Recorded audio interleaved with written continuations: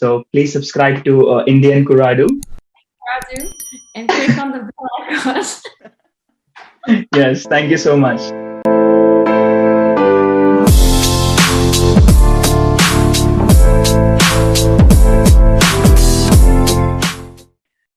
And like which country are you from? Because my audience would really like to know like where Oh, exactly sure. you're from, like how many languages you speak, where have you traveled, like how did you face the experience of different cultures facing for the first time?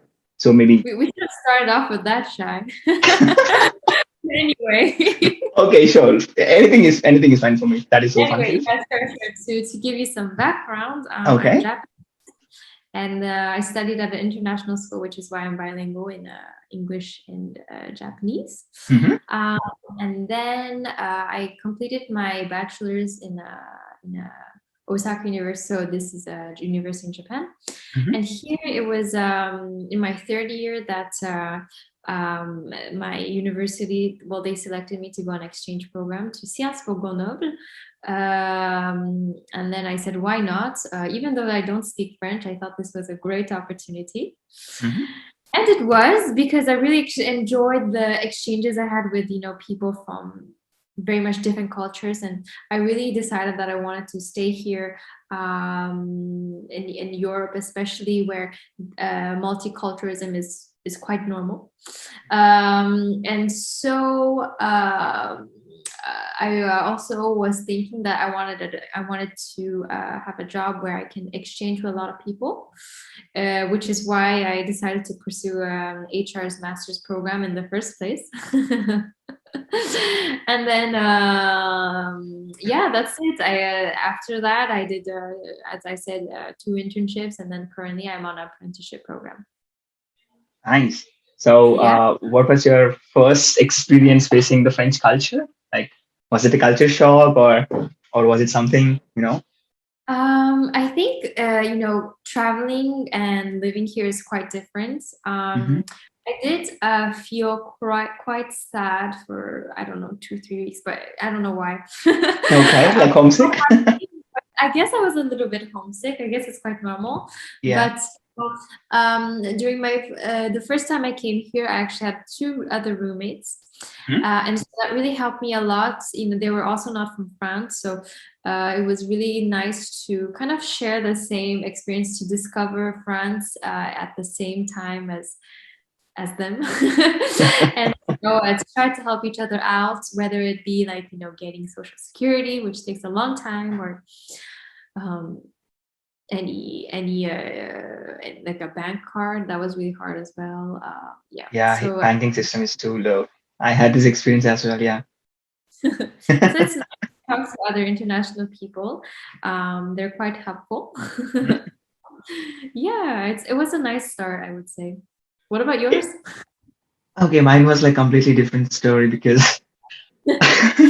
when I landed in the airport, Paris airport, and I was looking for a cab, and my school called me saying that okay, we are sending you a cab, and it will pick you up from the airport. I was They like, sent you a cab.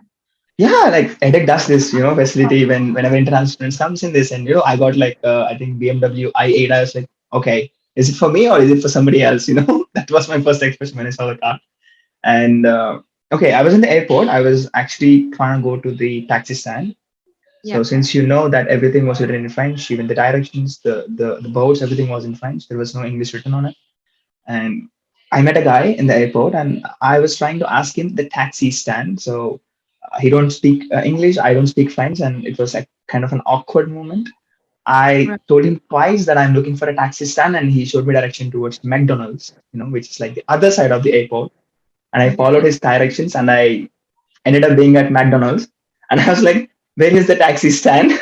So instead of showing me to the taxi stand, he showed me to the McDonald's, and I was there for almost like 15 minutes. Then I had a conversation with the driver, because the cab driver, he came to the taxi stand and he started calling me like, and even these guys don't know English and I don't know French. And I'm trying to tell him that I'm at McDonald's, and he's trying to tell him that he's at the taxi stand. So again, I had to call my school to have a conversation with him, and then he, was guided to my address. So it was like the first experience which I faced in France. And after that, everything was really fine. I had a very cool landlords, I would say, when I was in homestay, and I'm glad like you got here. yeah, a lot. It was really nice. And the second time, like when we all met in Rennes, in the Kvisha's place and even my place, that was the best moments so far, especially being in France. Yes, it's going And to have a network of international students. yeah, and in Rennes, like there are a lot of international students because it's so small and people are really concentrated at places. Yeah. Yeah, definitely. So one more thing, since there Yeah. are people who are looking at your video now, what could be your advice? Maybe in the terms of application prospect to the career prospect. What could be your best suggestion, or what are the things that they should be really careful about while selecting a school or while selecting the company after getting into the apprentissage? So yeah, I really want to hear this from you. I would say really to try to follow your gut feeling Hmm. when it comes to what you want to study, and also trying to figure out what you want to do in the future. I think following what you think is best for you, it will eventually lead you to what you were searching for. Okay. Even though it's not clear now, I'm a really a big believer in that.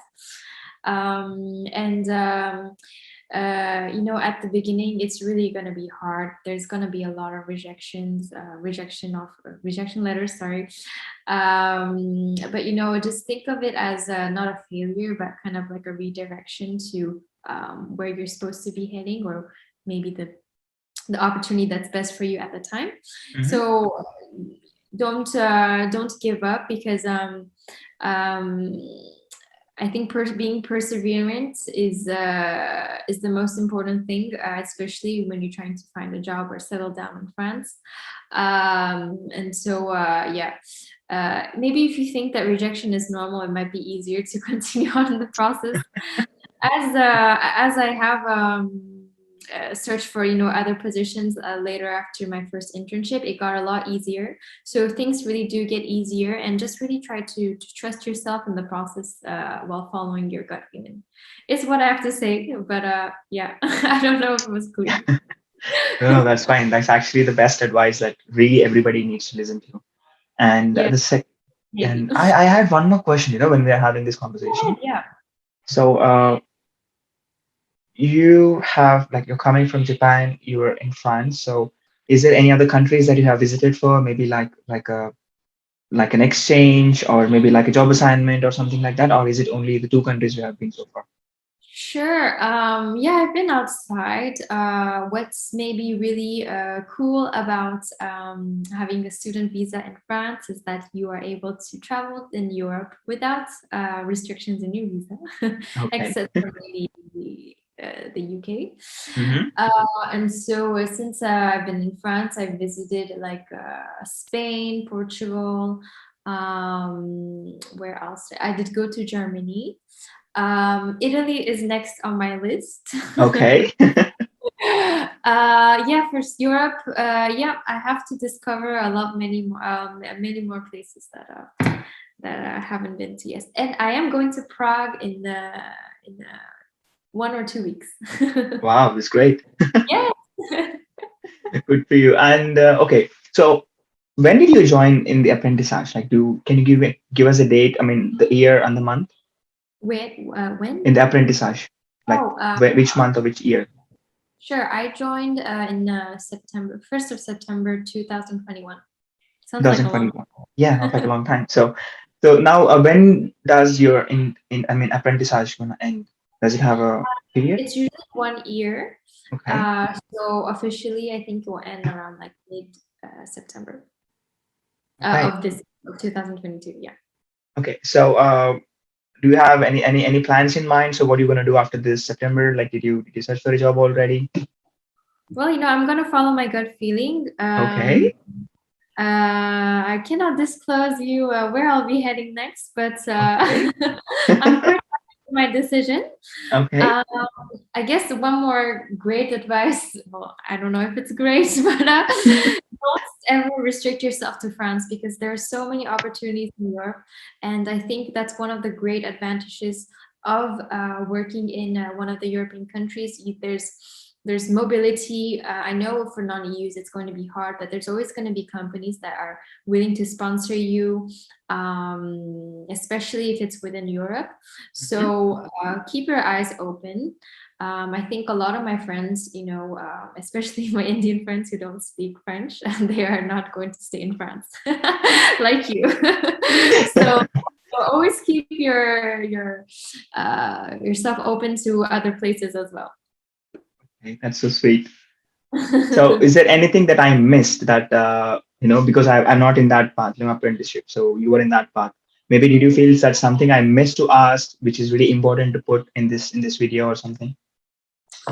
I think, oh yes, in terms of the tuition fee, so apparently if you want to do an apprenticeship when you haven't lived in France at all, you can, but it will be kind of like an internship instead. I think you study and then you have internship. In this case, you will have to pay around 3,000 euros because it's kind of like well, I think I don't remember the name of the reform or something, but yeah. Anyway, if you didn't live in France for 1 year and you want to do an apprenticeship, then you will have to pay 3,000 euros, and it will be an internship. So this 1 year, Lisa, is it like a maximum time or a minimum time? Of what? Like do an apprenticeship, yeah. No, I think I mean my program is 1 year. But I think, I mean, if you want to continue, you can find another apprenticeship program. I think you can only do 2 in your life. Okay, so but one more thing, like M2s. Okay. You So can for do example, M2 an apprenticeship, but you can only do 2 M2 apprenticeships. Okay, I got it.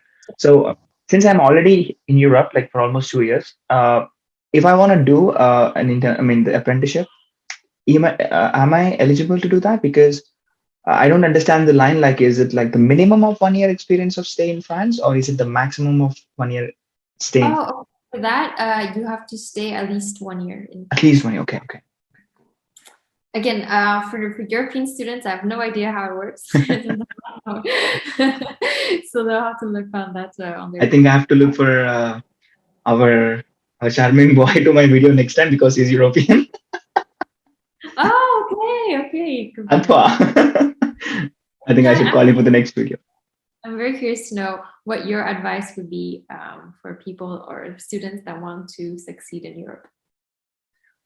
First of all, like whatever you face, I always believe in one quote: your life doesn't depend on where you came from, but your life depends on where you're starting and where you're heading at. This is something which I always believe. Like when I look back at my profile, it was completely nowhere. And right now, like I'm doing really well. I'm progressing every day. So that is a kind of gut feeling. The same thing which you said, that should be the strongest thing which anybody should have. Should have a strong mentality. And there will be people all around us, shouting at us like, okay, you should not do this, you should not do this, a lot of criticisms and stuff. So only one thing we have to do is just smile at them and say, okay, you said I'm not going to do it. I'll show you how it's going to be making it, So that's the only attitude that everybody should have. Then only you can success in, not only in Europe, I think anywhere in the world. And coming from the student perspective, nowadays, like especially Indians, they're really trying to get into abroad. A lot of focus is coming on Europe because, France has a very good relationship with India right now, and they're really promoting a lot of programs. But people are really diverting in different ways because they didn't have a proper guidance.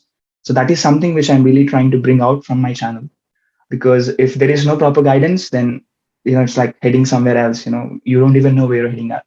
Like how I was when I was searching for my first internship. So luckily I met you and I got a right path to get into my first internship. And finding the second and third is not really a big deal, as you mentioned. So I think this is something which I'm really trying to bring out from my channel to all the people, like fun with facts or like fun with advice, something like this. Yeah, I would say also when you do start to try to build your career in Europe or in France, not to set your goals like really high, because you're just going to feel discouraged if you don't achieve them. So, step by step, like you can have that goal you want as a as a step further along the way. But yeah, just don't be too harsh on yourself. You know, things always happen for a reason, I think. And yeah, try to follow your gut feeling, because even though you think that it's not the opportunity that you wanted, you don't know what you're going to get out of it, you know? Like with Lactalis, look, I met you guys, and with even my other experience, I don't regret it at all. Yeah, I remember this, dude, like we had this conversation in the first call we had. Like I was looking for the financial jobs and you were like, hold on, don't focus on only that thing. Maybe you should at least start with something else which is related. And that's how I entered into the business intelligence side. And now I'm back to my finance track. Yeah. Ah, I didn't remember that. Okay, well, Yeah. years ago. Because you remember that time we were having this conversation and I was like, I met you through a call and I was like, okay, Lisa, I'm trying for the financial industry. And you're like, if you're aiming only for the niche sector, I think it's going to take a lot of time.